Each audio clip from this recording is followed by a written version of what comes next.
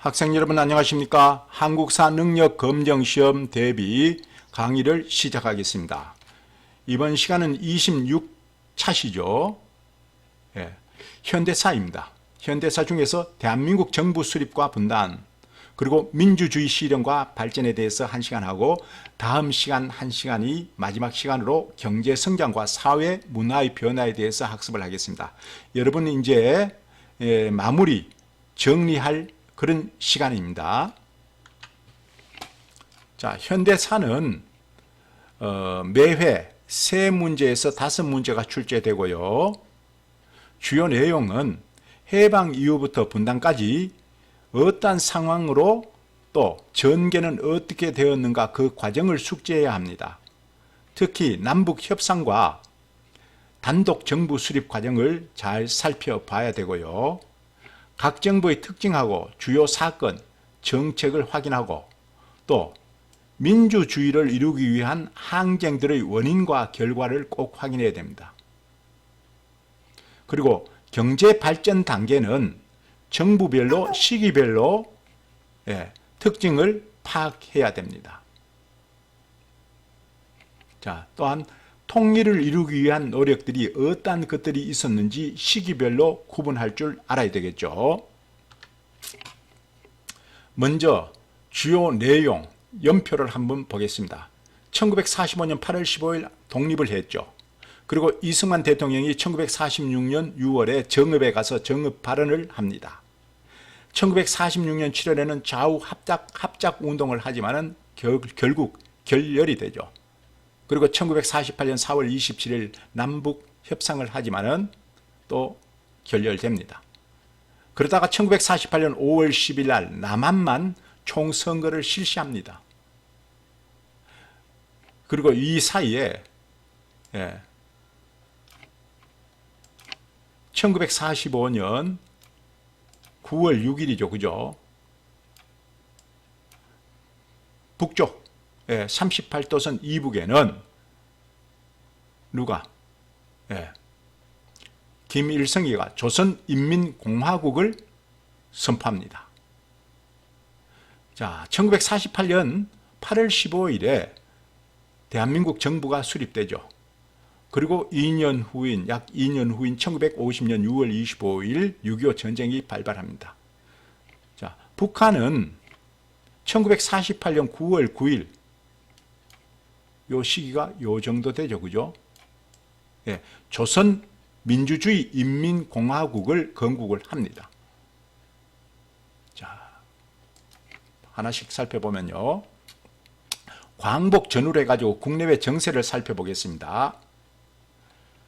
먼저 한국의 독립 논의가 국외에서 있었습니다. 1943년 11월에 카이로 회담이 있고요. 이건 한국의 독립을 약속했습니다. 자, 43년입니다. 그리고 45년 2월에는 얄타 회담, 소련에서 얄타 회담이 열렸는데 미국하고 소련이 북한하고 남한에 진주해가지고 군정을 할 것을 합의를 합니다. 1945년 2월이죠. 자, 그리고 5개월 후인 1945년 7월에 포츠담 선언을 합니다. 독일에서. 이 카이로 회담, 카이로 회담을 재확인한 것이 포츠담 선언입니다. 자, 그리고 1945년 12월입니다. 광복 이후에 한 4개월 후죠. 1945년 12월에 모스크바 3국 외상회의를 합니다. 소련에서. 그래서 어떻게 하느냐. 미소 공동위원회 설치를 확정하고 또 최고 5년 동안 한국을 미국, 영국, 중국, 소련 이 4개 국가, 4개국이 신탁 통치할 것을 결의를 합니다. 다음 38도선 합의하고 국토분단 과정을 한번 살펴보죠. 일본이 이제 패망을 하죠. 그죠? 원폭 투하가 1945년 8월 6일 하고 8월 9일 히로시마, 나가사키에 투하를 하죠. 그리고 보십시오. 1945년 8월 9일 날 우리 이제 해방 그리고 8월 15일이니까 일주일 전이죠. 항복 선언하기 소련군이 참전을 합니다. 연합국으로. 그리고 일본이 항복을 하죠. 자, 그러면서 38도선을 설정합니다. 일본군이 무장 해제하죠. 자, 그러면서 미국 입장에서는 소련이, 미국은 지구 반대편에 있죠. 소련은 백두산, 두만강 바로 위에 있죠. 그죠? 소련의 단독 점령을 막기 위해 가지고 미국이 1945년 9월 8일 날 제의를 합니다. 38도선 그어 가지고 북쪽은 소련이 군정, 남쪽은 미국이. 그래서 결과는 어떻게 되었는가? 결국은 민족 분열이죠. 국토 분단이 되었죠. 38도선 이남은 미 군정이 직접 통치를 하고 38도선 이북은 소련군이 간접 통치를 하죠. 자, 다음은 건국준비위원회 약칭 건준의 성립에 대해서 한번 살펴보면요. 1945년 8월 15일에 조선 건국 동맹을 바탕으로 조직이 되었습니다. 조선 건국 동맹, 여러분들 여기에 있는 여운령, 몽양 여운령을 중심으로 해가지고 조선 독립 그리고 민주주의 국가 건설을 목표로 만든 조직입니다. 그리고 이 건국준비위원회는 중도 좌파 계열의 여운형과 중도 우파 계열의 안재홍이가 중심이 되어가지고 좌우 연합 조직입니다. 치안대 유지를 하고 건국준비 지부를 설치하고 미 군정 이전에 실질 행정을 담당을 했습니다. 건국준비위원회 어떤 활동을 했는가? 여운형하고 여러분들 안재홍 사진입니다. 자, 남한의 정세는 조선인민공화국 약칭 인공을 선포를 하죠. 1945년 9월 6일에 주석은 이승만, 부주석은 여운형이고요. 건국준비위원회 지부를 인민위원회로 개편을 하고 미 군정은 1945년 9월 9일 날 미 군정청을 설치를 합니다. 그런데 여러분들이 눈여겨볼 것은 여기에 체제는 총독부, 일제의 총독부 체제를 유지하고 친일 관리하고 경찰 등을 고용합니다. 왜? 통치,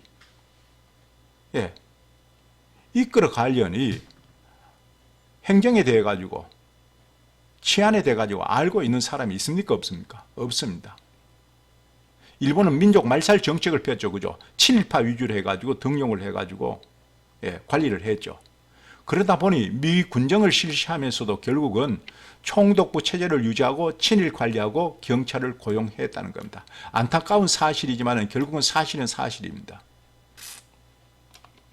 자, 여러분들 이번에 38도선입니다. 다음은 신탁통치 문제하고 좌우 갈등에 대해서 알아보겠습니다. 먼저 신탁통치 문제 발발 관련해 가지고 모스크바 3국 외상회의 앞에서 간단히 언급했지만 1945년 12월 6일부터 25일까지 미국 루즈벨트, 영국 처칠, 소련의 스탈린이 참석해 가지고 한반도 처리 문제, 즉 신탁통치안을 논했습니다. 자, 그리고 이러한 가운데 좌우 대립이 심화되었겠죠. 그죠? 그런데 전국적으로 최초에는 반탁 운동을 전개를 합니다. 우익 세력이. 그리고 반탁 선언을 합니다. 모스크바 3상회의 결정안에 대해 가지고 총체적 지지를 합니다. 반탁을 하죠. 좌익 세력입니다. 우익 세력은 전국적인 반탁 운동을 전개하고 여기도 마찬가지 반탁 선언을 하고 좌익 세력이 이렇게 하죠. 자, 다음은 보십시오. 미소 공동위원회 개최하고 결렬이 되는데 1차 미소 공동위원회는 1946년 3월에 미국은 반탁 운동을 전개하는 우익 계열도 협상 대상에 포함시켜야 된다. 반탁 운동을 하는.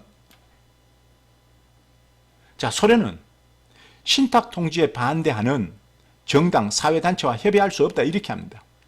여기에서 소련의 저의가 드러나죠. 그죠? 자, 그래서 결과 임시정부 참가 단체를 두고 대립해가지고 휴회를 하죠. 그죠? 제1차 미소 공동위원회가. 자, 그래서 이승만이가 1940년 6월 3일에 정읍에 갑니다. 예. 정읍에 가가지고 남한만 단독 정부를 수립하겠다 이렇게 주장을 합니다. 많이 논란이 되겠죠. 그죠? 왜? 이승만은 이승만 나름대로 판단을 한 거죠. 그죠? 통합정부를 수립할 수 있는 여건이 안 된다는 거죠. 그죠? 자, 그래서 제2차 미소 공동위원회가 열렸는데 결국은 미국하고 소련은 동일한 입장입니다. 그리고 결렬되는 거죠. 그죠?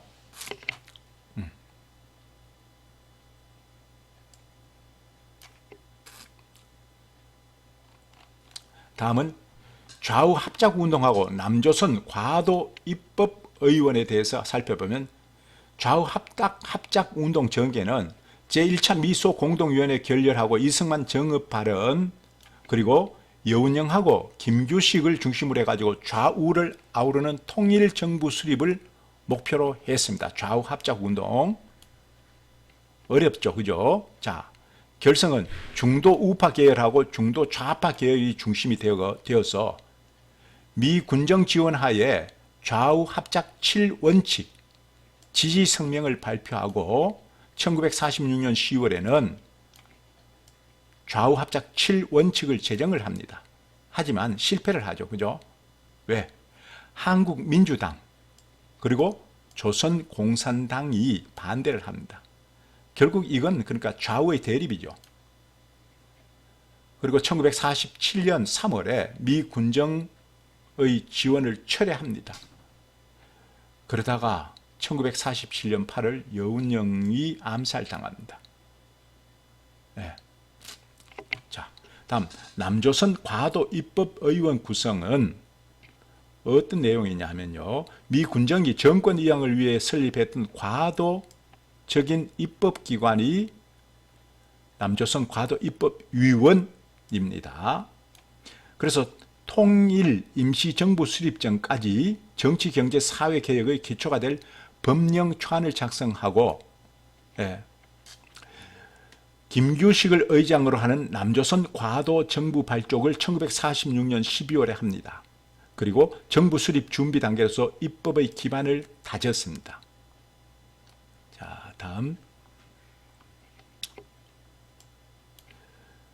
한국 문제에 대해서 4개항의 결이 있습니다. 모스크바 3상회의 결정문 요약입니다. 이건 여러분들 참고를 하는데 첫 번째, 민주주의 원칙 위에서 조선을 독립시킨다. 그리고 민주주의 임시정부를 수립한다. 두 번째, 미국과 소련은 미소 공동위원회를 설치한다. 세 번째, 미, 영, 중, 소 정부의 심의를 받아 최고 5년 기한으로 한반도의 신탁 통치를 제한한다. 네 번째, 미소 양국 사령부는 2주일 이내에 회의를 소집한다. 자, 이것이 모스크바 3상 회의의 내용입니다. 다음은 1946년 10월 4일에 발표한 성명서인 좌우 합작 7대 원칙이 있습니다.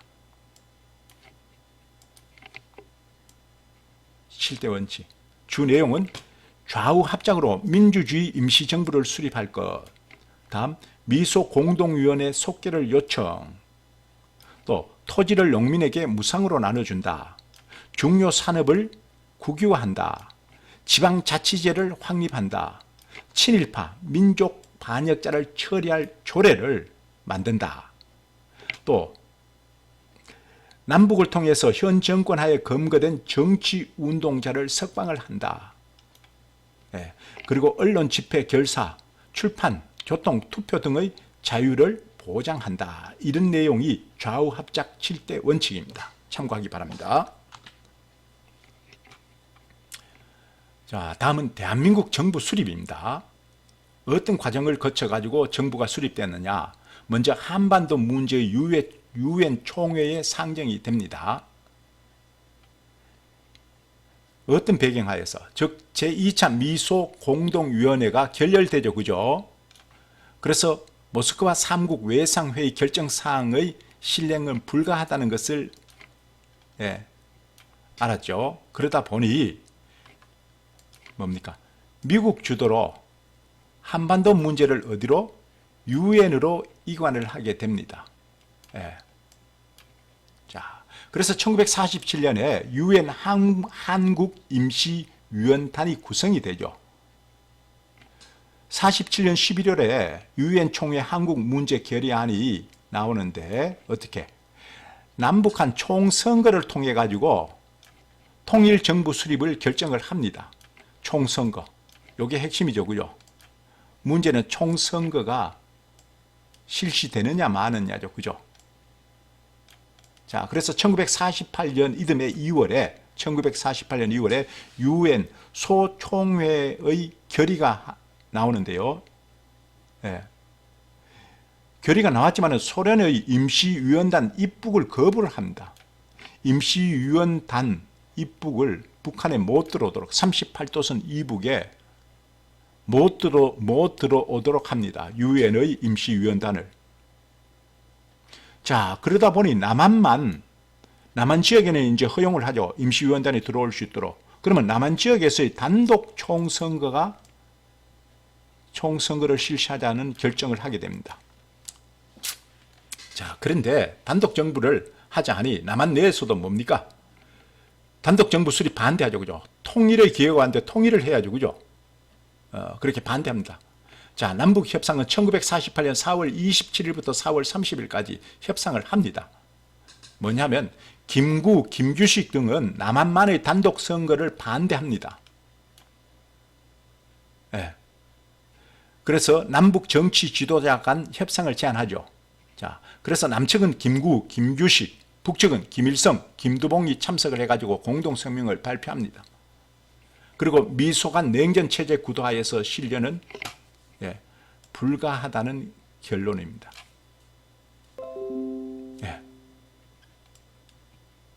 한마디로 결렬됐다고 보면 되겠죠. 그죠?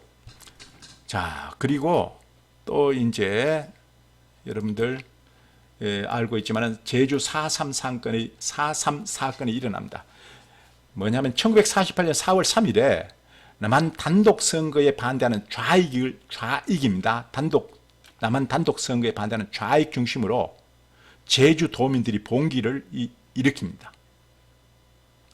어떤 주장을 하느냐? 단독 선거 반대, 미군 철수, 좌파에 대한 폭력적 탄압 중지선언. 참 어렵죠. 그죠? 좌파에 대한 폭력적 탄압. 좌파도 활동할 수 있도록 해달라는 겁니다. 허용해달라는 겁니다. 그런데 정부에서는, 남한 정부에서는 가만히 두겠습니까? 자, 미 군정이 진압을 합니다. 그러다 보니 진압하는 과정에서 제주 도민 약 10% 많은 희생이죠. 그죠? 10% 희생. 그리고 일부 지역 50 총선거가 남한만 실시되었는데 미실시되었습니다. 자, 그리고 1948년 10월 19일에 여수 순천 19 사건이 일어납니다. 이 배경은 여수에 주둔하던 국군 제14연대가 4.3 사태 진압 명령을 거부를 합니다.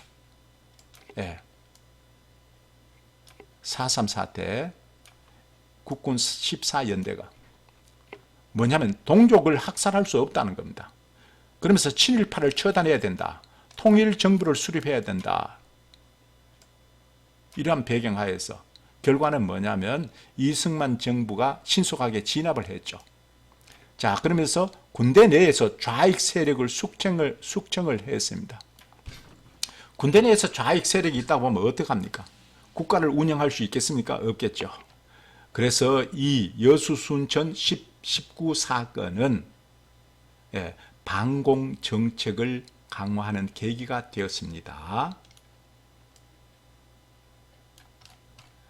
자, 다음은 대한민국 정부 수립입니다.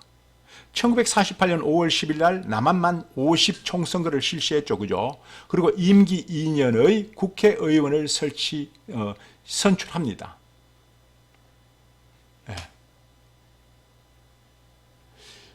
김구가 한국독립당 그리고 김규식 등의 중도파 좌익 계열은 불참을 합니다. 총선거 했는데 다 한 건 아닙니다.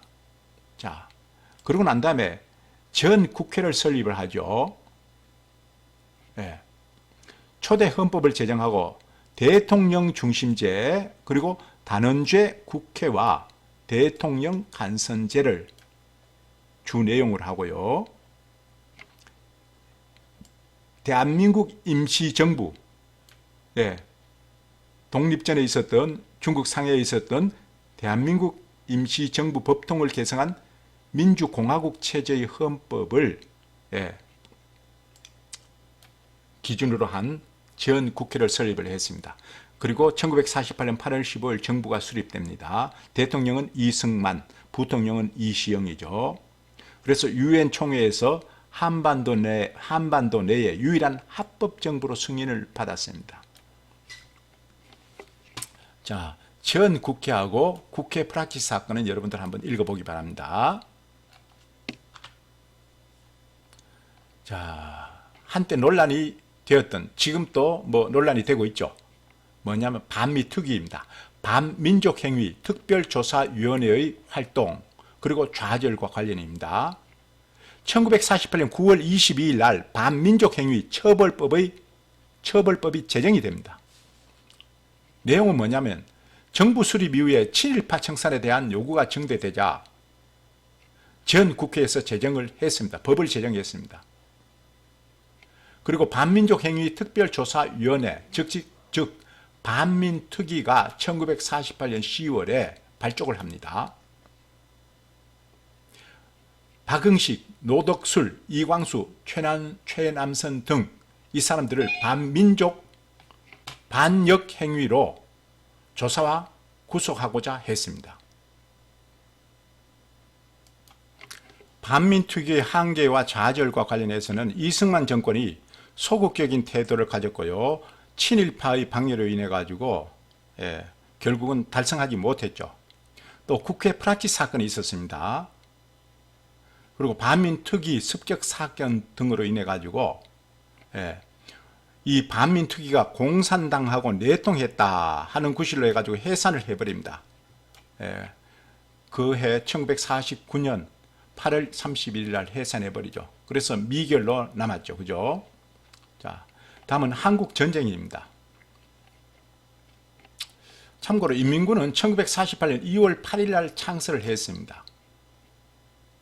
자, 6.25 전쟁의 배경은 먼저 북한의 군사력을 강화하게 되죠. 북한이 인민군을 창설을 하고 그리고 소련의 지원을 받죠.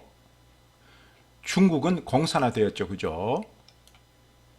장제스 군대는 국민군이죠. 그죠? 국민군. 대만으로 쫓겨났죠.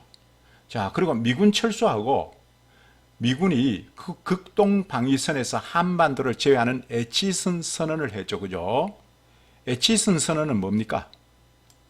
미 국방장관 에치슨이 주장한 건데 태평양의 미국 극동방위선을 한반도를 제외시킨 거죠. 그죠? 그래서 미군을 철수하게 됩니다. 절호의 찬수죠. 북한 입장에서는. 그죠? 자, 그래서 경과는 1기에 북한 남침 1950년 6월 25일 남침을 하고 3일 만인 6월 27일 서울이 함락되고 7월 초에는 유엔군이 참전을 하죠. 그죠? 그러고 난 다음에 8월부터는 낙동강 전선에서 교착 상태에 빠집니다. 자, 그러다가 1950년 9월 15일 인천 상륙 작전을 하고 난 다음에 9월 28일 서울을 탈환을 합니다. 그리고 10월 16일 날 압록강까지 진격을 하죠. 거의 그죠? 보름 남짓 해가지고 서울에서 압록강까지 올라갑니다. 자, 그러다가 10월 26일 날 중공군이 개입을 합니다. 압록강을 건너가지고. 그리고 일사후퇴라는 서울 함락이 되죠. 1951년 겨울에 1951년 1월 4일에 서울이 함락되고, 자, 그러다가 3월에 다시 서울을 재탈환을 하고 난 다음에 38도선 일대, 현 휴전선 일대에서 교착이 되죠. 그죠? 고지전, 그러니까 교착, 밀리는 38도선 어간에서 고지전을 합니다. 자, 그리고 1951년, 자, 6.25 난 1년 뒤인 1951년 6월 23일, 예, 약 1년이 되겠죠. 소련군이 제의를 합니다. 소련군 제의로 유엔군, 북한군, 중공군, 한국군은 없습니다. 유엔, 북한, 중국군 사이에서 휴전회담이 시작됩니다. 자, 그런데 이승만은 뭡니까? 이승만 정부는 휴전 반대 운동을 전개합니다. 그러면서 거제도 수용소에 있는 방공포로를 석방하게 되죠. 이것이 1953년 6월입니다. 그러다가 1953년 7월 27일 휴전 협정을 체결하게 됩니다. 정전이 아니고요, 휴전입니다. 평화협정 아니고요. 자, 그 영향은 남북 분단이 고착화되고, 그러면서 남북 독재 정권 유지에 이용이 되겠죠. 그죠? 그리고 1953년 10월에는 한미 상호 방위 조약을 체결하게 됩니다. 이 한미 상호 방위 조약은 미군이 한국에 주둔할 수 있도록 보장하는 겁니다. 자, 그리고 전쟁의 결과로 수백만 명의 사상자하고 전쟁고와 이산가족을 양산하게 되죠. 그리고 국토 대부분은 황폐화되고 생산시설은 파괴되죠. 자, 여러분들 여기에 있는 주한미군 철수 관련 내용과 그리고 반민족행위 특별조사위원회, 그리고 한강 철교 폭파 관련한 사진입니다. 그리고 6.25 전쟁을 배경으로 한 가요가 있는데요. 구세어라 금수나, 그리고 단장의 미아리 고개 있죠. 그죠? 미아리 고개 하면 뭐냐면 6.25 때 전차를 몰고 북계군이 전차를 몰고 서울로 넘어왔습니다. 문산이 있고 의정부가 있고 이렇게 넘어와서 미아리로 넘어왔습니다. 전차 몇 대? 소련군이 242대를 지원을 해줬습니다. 소련군이 전차. 남한은 전차 한 대도 없었습니다. 이게 6.25 전쟁입니다. 자, 에치슨선은 이쪽이죠. 여기가 한반도죠. 일본이죠. 이 에치슨 장관이 한마디로 이 극동에 대한 이 방위선, 미국이 개입할 방위선 여기까지만 책임진다, 또는 여기까지만 방호를 해주겠다 했는데 남한을 제외했습니다. 한반도를 제외했습니다. 그러다 보니 여기 있는 북한 그리고 소련 입장에서는 미군 철수하자 어떻게? 소련은 그 당시에 뭡니까? 전 세계 공산화가 목적이었고 북한은 남한의 공산화, 한반도의 공산화가 주 목적입니다. 네. 자, 기출문제는 여러분들 한번 풀어보기 바랍니다. 김구가 3천만 동포의 읍고함. 이건 1948년 2월 10일이죠. 2월 10일. 요 내용도 여러분들 한번 쭉 읽어보기 바랍니다. 김구.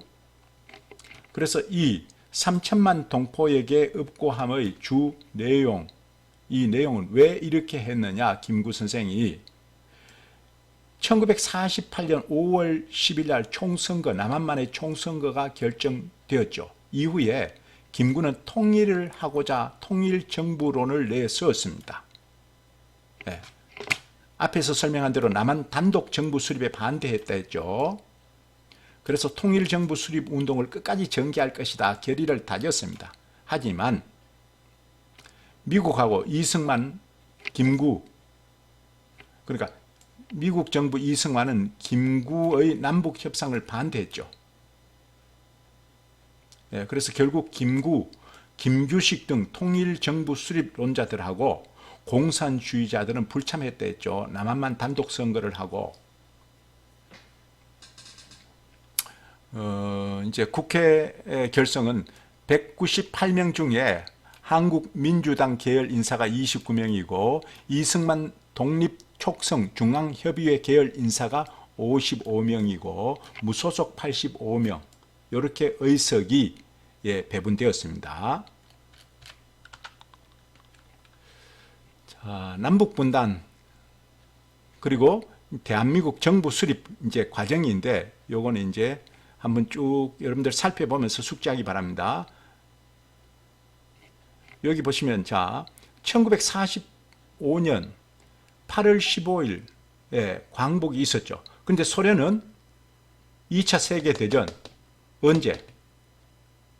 6일 전이었죠. 그죠? 6일 전. 9일 날. 1945년 8월 9일 날 참전합니다. 왜? 북한을 또는 한반도를 공산하기 위한 거죠. 그죠? 그래서 소련군은 바로 보십시오. 8월 달에 입성을 합니다. 예. 자, 그리고 38도선 분할 점령을 할 것이다. 발표를 합니다. 9월 달에. 그리고 1946년 3월 그리고 5월에 47년 5월 46년하고 47년 미소 공동위원회가 개최됐다 했죠. 그러나 결렬되었죠. 그리고 48년 5월 10일 날 남한만 총선거를 실시했죠. 그리고 48년 7월 17일 헌법을 선포하고 8월 15일 남한만의 정부를 수립하죠. 이제 요건 이제 보십시오. 8월 달에 소련군이 입성했고, 자, 미군은 인천으로 9월 달에 상륙을 했습니다. 군정을 실시하기 위해서. 자, 이번 문제도 여러분들 풀어보고 남북 협상에 대해서도 다시 한번 여러분들 숙지하기 바랍니다. 여기에 더 알아보기 위해서 6.25 전쟁 당시 국군하고 미군의 양민 학살 사건인데 제 국민보도연맹 사건 1949년 4월 20일 국민보도연맹 사건, 다음 로근리 양민 학살 사건 1950년 7월, 이건 6.25 때죠. 그죠? 그리고 1951년 2월 부터 11월까지 거창 양민 학살 사건 등이 있습니다. 그러면 여러분들이 이와 같은 그죠? 6.25 전후에 양민 학살 사건 미군이 했는 이 배경 왜 그렇게 했는가를 여러분들 잘 살펴봐야 됩니다. 네. 그리고 여러분 스스로 판단을 해봐야 됩니다. 자, 다음은 민주주의 실현과 발전과 관련해서 먼저 연표를 한번 보면 1960년 4월 19일 날 4.19 혁명이 일어나죠. 그리고 1964년 6월 3일 6.3 항쟁이 일어납니다. 1969년에 삼선 개헌 반대 투쟁을 합니다. 그리고 1972년 10월에 유신 반대 투쟁을 하죠. 자, 그리고 현대사에 있어서 1980년 5월 18일 광주 민주화 운동이 일어납니다. 그리고 6월 10일 6월 민주항쟁이 일어나죠. 그러면 여러분들이 이와 같은 혁명, 항쟁, 그죠? 민주화 운동 이 과정에서 이 내용에 대해서 명확히 여러분들이 알아야 됩니다. 안다는 것은 이 당시의 환경, 정치, 경제, 사회, 문화, 기타 이 환경이 어떠한 환경이었는가, 그리고 의도가 무엇이었는가, 이런 것을 여러분들 살펴야 됩니다. 그냥 항쟁이다, 혁명이다, 투쟁이다, 민주화다, 민주항쟁이다 했습니다. 역사가 바뀌고 시대가 바뀌면 뒤집어질 수 있습니다.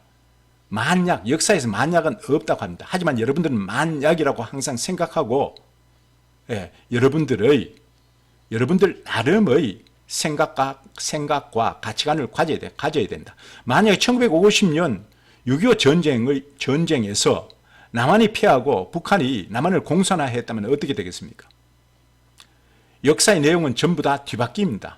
사실은 존재하더라도 그렇습니다. 그래서 여러분들이 역사를 배우고 올바른 판단을 해야 되는 것은 역사를 배우는 이유입니다. 그래야만이 올바른 판단을 할 수 있겠죠. 자, 그래서 이승만 정부하고 4.19 혁명과 관련해 가지고 이건 제1공화국이죠. 1948년부터 1960년까지 제1공화국 이승만 정부죠.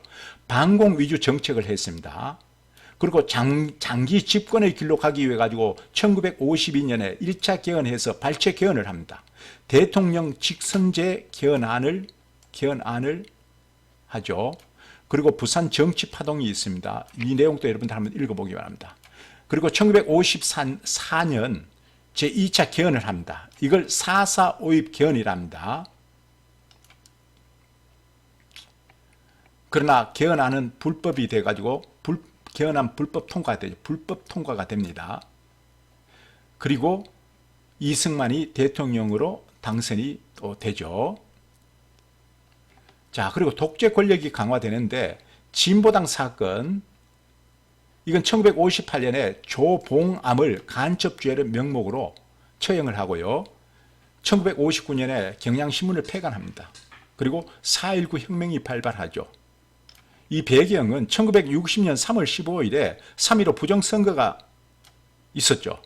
그래서 마산에서는 3월 15일 마산의거가 발생합니다. 그러다가 4월 11일 날 김주열 군의 시신이 발견됩니다. 바다에, 마산 앞바다에서. 자, 그래서 시위가 확산되죠. 그러면서 4월 19일 날 대규모 유혈 사태가 발생하면서 시국 선언까지 이제 발표하고, 그리고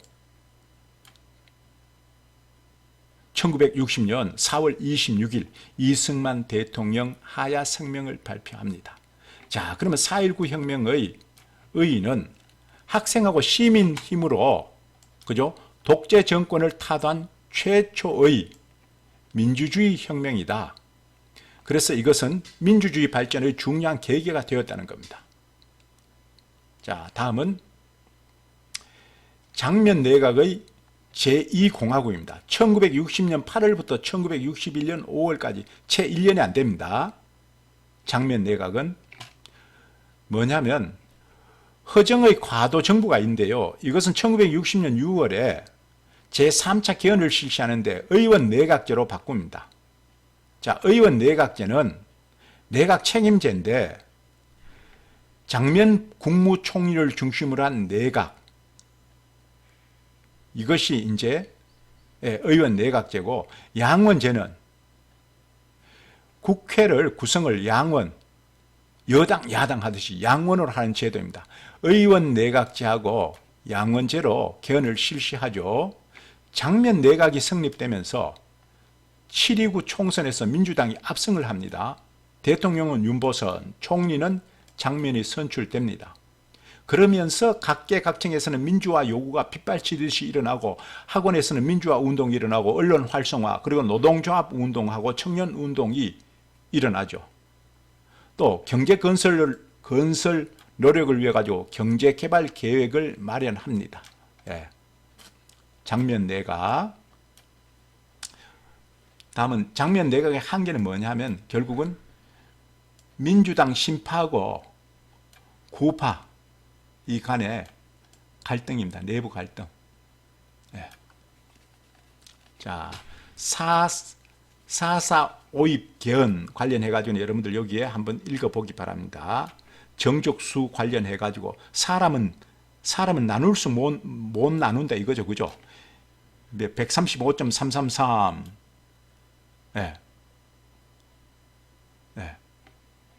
그래서 이 의미가 무엇인가?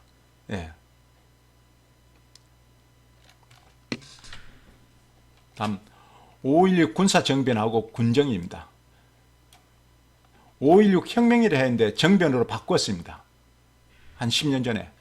왜 그럴까요? 사회, 환경, 패러다임이 바뀌다 보니 혁명이 정변으로도 바뀝니다. 앞서 제가 설명했지만 1950년 6.25 전쟁이 일어나가지고 만약에 남한이 김일성의 남침으로 인해 가지고 만약에 공산화가 되었다 했으면 어떻게 될까요? 네. 우리의 역사는 또 다르겠죠, 그죠? 왜곡되겠죠, 그죠? 이와 같이 5.16 군사 정변, 군사혁명이라 했는데 정변으로 바뀌었습니다. 군정 실시와 관련해 가지고 뭐냐면 5.16 군사 정변은 1961년 5월 16일 날 일어났는데 4.19 혁명 후에 사회가 혼란하고 그리고 6.25 이후에 군부 세력이 성장하게 되자 군사혁명위원회를 설치하고 비상계엄령을 선포합니다. 혁명 공약을 발표하죠. 결과는 장면 내각이 붕괴됩니다. 장면 내각이 붕괴되고 군정을 실시하게 되죠. 자, 그래서 군정은 1961년 5월부터 1962년 12월까지 국가재건 최고회의, 즉 군사혁명위원회를 전신으로 하는 초헌법적인 최고기구가 설치됩니다. 그리고 중앙정보부는 국가재건 최고회의의 직속된 핵심 권력기구죠. 주요 정책으로는 경제개혁에 있어서 농어촌 고리채를 정리하고 화폐개혁을 하고 경제개발 5개년 계획을 하게 됩니다. 언제? 1962년. 5차 개헌은 1962년 12월에 하게 되죠. 대통령 중심제입니다. 단원제 국회입니다. 이게 핵심입니다. 그리고 민주공화당이 창당이 되죠. 그러면서 제5대 대통령 선거에서 박정희 대통령을 당선시킵니다. 자, 그래서 제3공화국 1963년부터 1972년 제3공화국입니다.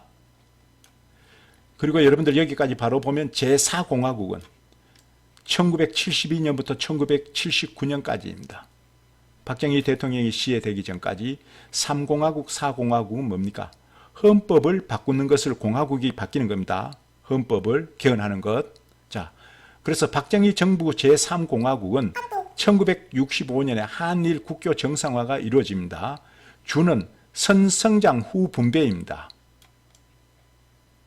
자, 그래서 이 한일 국교 정상화는 뭐냐면 경제 개발을 위해 가지고 필요한 자금 확보를 위해 가지고 굴욕적인 한일 회담을 개최합니다. 자, 무엇을 우선순위로 둘 것인가가 바로 정치죠. 정책이죠. 자, 그리고 1964년 6.3 시위가 일어납니다. 한일 회담을 반대합니다. 그리고 1965년에 한일 협정을 맺게 되죠. 식민지 지배 보상이 아니라 독립 축하금 형태로 해가지고 줍니다. 왜 그럴까요? 일본은 식민 지배가 아니라 강조합니다. 그죠? 한국을 발전시키고 한국을 근대화시키기 위해 가지고 했다 이거죠. 그래서 독립 축하금이라는 명목으로 준다는 거죠. 자, 그리고 난 다음에 1965년에 베트남에 파병을 합니다. 왜? 미국이 파병 요청을 했습니다. 그러면서 브라운 각서를 쓰죠. 브라운 각서. 뭘까요? 예? 브라운 각서. 뭐냐면 결국은 돈 문제입니다. 차관 지원을 받기 위함입니다. 그리고 한국군 군 전력을 증강하기 위한 겁니다. 해주겠다는 겁니다. 경제적 지원도 약속을 했습니다. 이게 브라운 각서입니다. 그래서 여러분들이 역사를 배우면서 왜 월남 파병, 그러니까 베트남 파병을 했는가, 할 수밖에 없었는가, 그리고 박정희 대통령은 왜 이와 같은 미국의 파병 요청, 파병한다는 것은 뭡니까? 우리의 젊은 청년들을, 그죠? 외국의 전쟁에 가서 목숨을 잃을 수 있는 겁니다. 그렇지만 부득이한 선택이었다고 봐야 되겠죠. 자, 한일 국교 정상화 관련해서는 여러분들 여기 정리해놨기 때문에 여러분들 한번 잘 읽어보기 바랍니다. 네.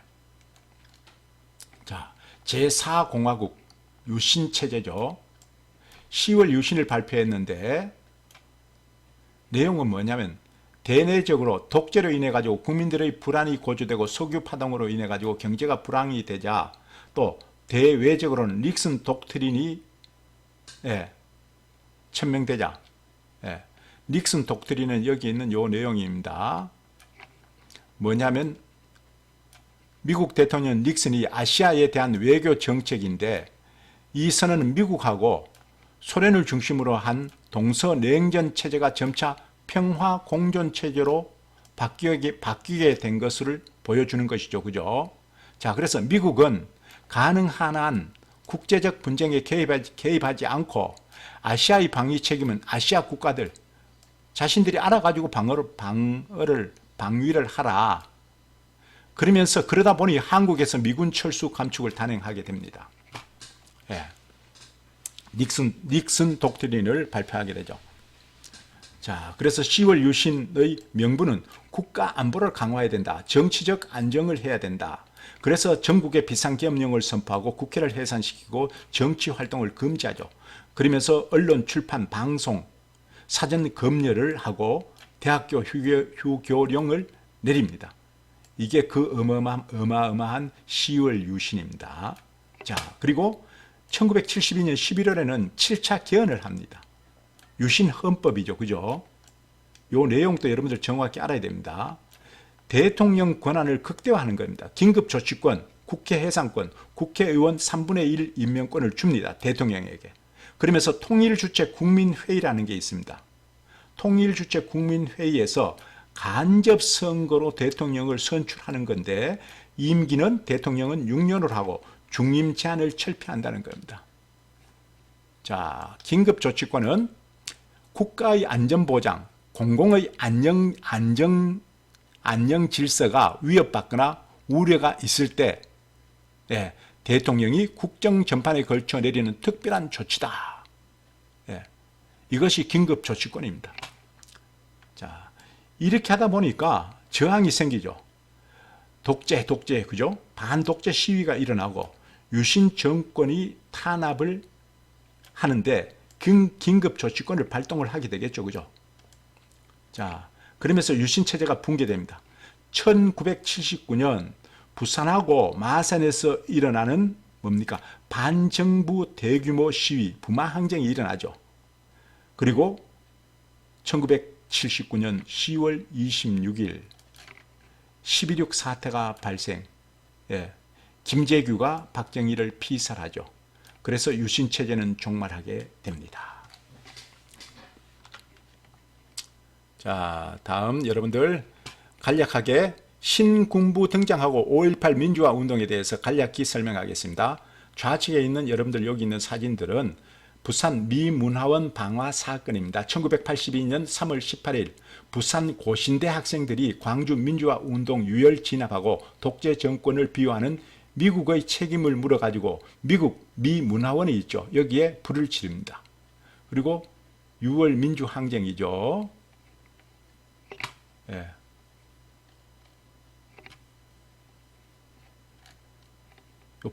북방 정책도 미리 여러분들 한번 읽어보십시오. 북방 외교, 북방 정책은 누가? 노태우 정부가 한 겁니다.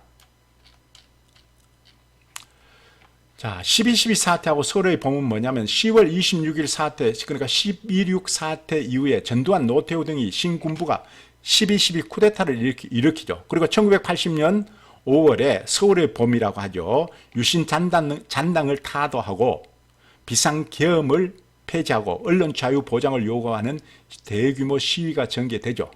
자, 그리고 1980년 5월 18일 신군부의 정권 장악하고 비상계엄을 반대하는 광주 지역 학생 시민운동이 일어나죠. 그러면서 계엄군이 광주를 봉쇄하고 과잉 진압했다는 논란이 있죠. 그죠? 그러다 보니 많은 사상자가 발생하고 신군부의 도덕성이 상실되는 그러한 불행한 사태가 발생했죠. 그래서 계엄군하고 시민군 간의 충돌이 일어났죠. 자, 다음은 이제 제5공화국입니다. 전두환 정부죠. 5공화국. 국가보위 비상대책위원회를 조직합니다. 사실상 이것은 이제 군정이라고 볼 수 있거든요. 그러면서 정치인의 활동을 규제하고 언론을 통폐합하고 삼청교육대를 설치해서 불량 아들이라든가 깡패들 이렇게 삼청교육대에서 교육을 실시하죠. 여기에 대한 논란이 또 있습니다. 다음 제5공화국 출범은 통일주체 국민회의에서 전두환을 대통령으로 1980년 9월에 선출합니다. 그리고 1980년 10월에 8차 개헌을 합니다.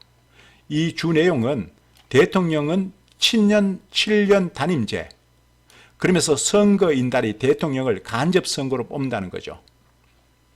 자, 그런데 제5공화국에서 강압 정책이 있었는데 민주화 운동을 탄압하고 인권 유린을 하고 언론 통제를 했다는 문제점이 있었습니다.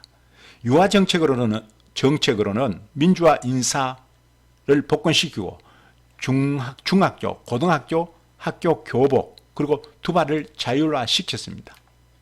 야간 통행 금지를 해제를 했습니다.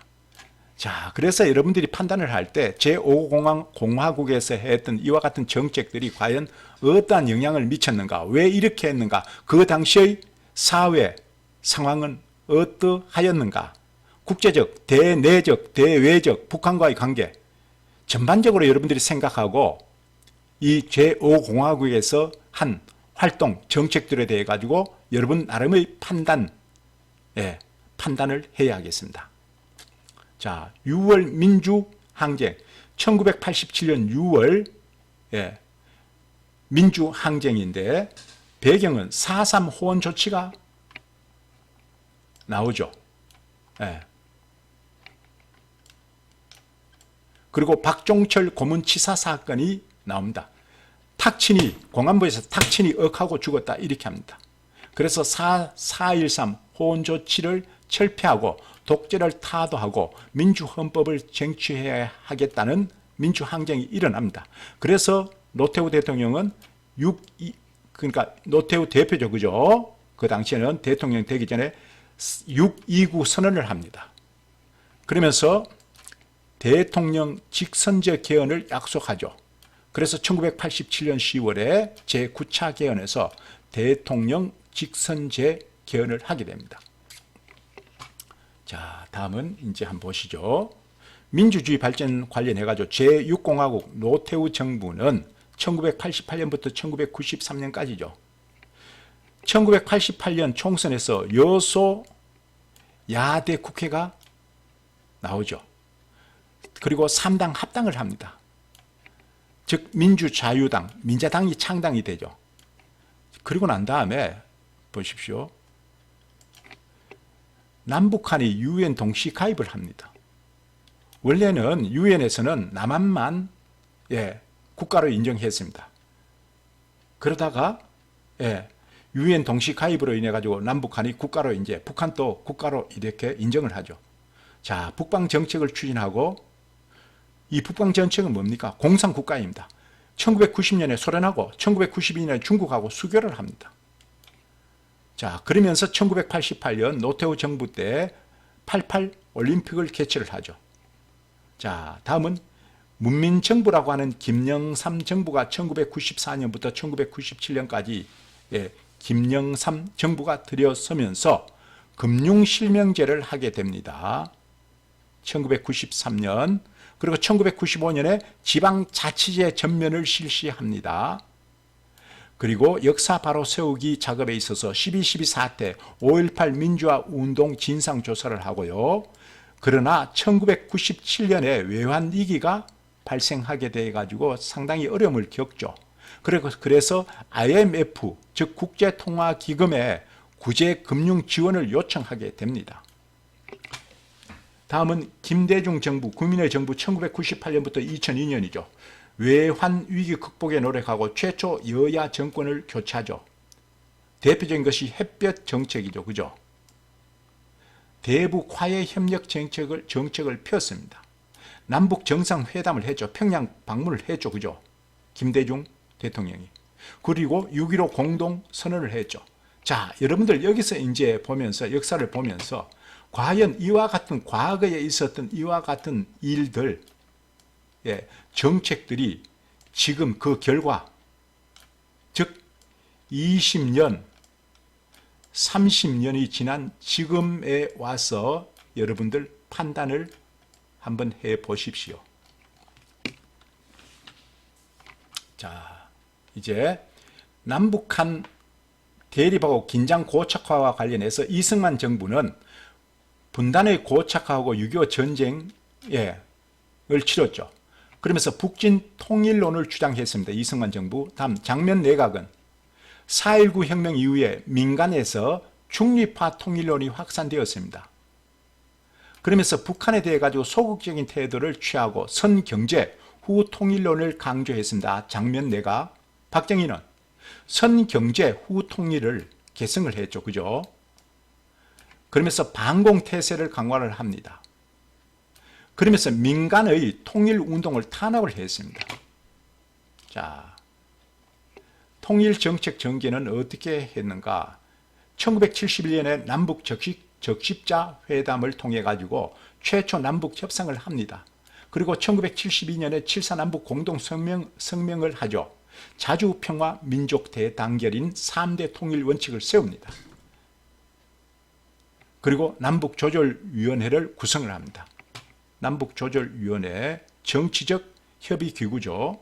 자, 전두환 정부는 남북 이산가족 고향 방문해서 이산가족 최초 상봉을 하게 됩니다. 노태우 정부는 남북기본합의서 1991년이죠. 여기에 앞서 설명한 대로 남북한 UN 동시 가입을 하고요. 한반도 비핵화 공동선언 1992년입니다. 한반도 비핵화 공동선언을 했지만은 북한은 어떻습니까?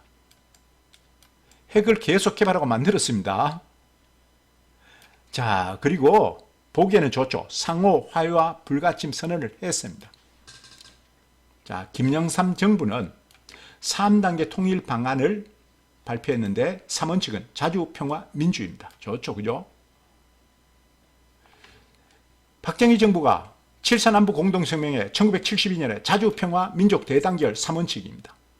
그런데 1994년에 20년 지난 다음에 김영삼 정부는 3원칙을 자주평화 민주했습니다.